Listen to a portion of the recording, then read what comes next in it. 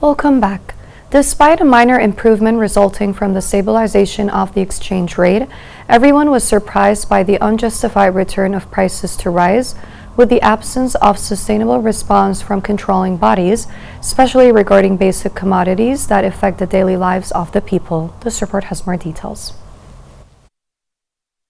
It wasn't long after the national currency's exchange rate stabilized that commodity prices began to rise again in the markets of Shabwa government rate. This phenomenon raises many questions about the real reasons behind it, especially since traders had previously attributed the price hikes to the collapse of the national currency. The price hikes have resumed despite the currency's stable value and the absence of any new depreciation. Meanwhile, fuel, rent, medicine, and many other basic necessities have remained at their high levels before the currency's improvement, exacerbating the suffering of citizens. The exchange rate has been stable for about 3 months. However, food prices keep rising, as well as medicine and rent. Many families depend on such prices for their daily needs, expenses, rent, and everything else. We direct our message to the local authorities to visit food stores, pharmacies, and landlords to make sure that people's needs are being met and addressing this national duty.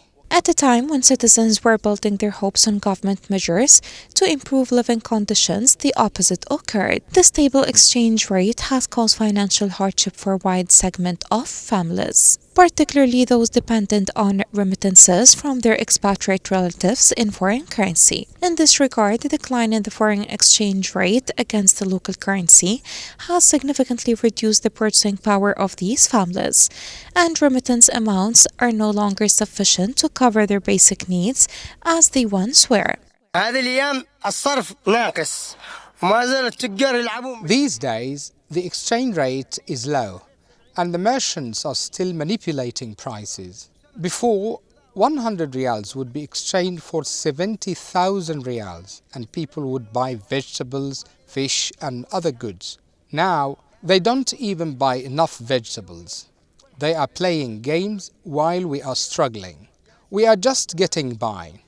The merchants are officially manipulating prices. Since the government began implementing economic stabilization measures, Shabwa's markets have witnessed a significant decline in purchasing activity and a noticeable weakness in the circulation of local currency, indicating a general recession affecting the markets.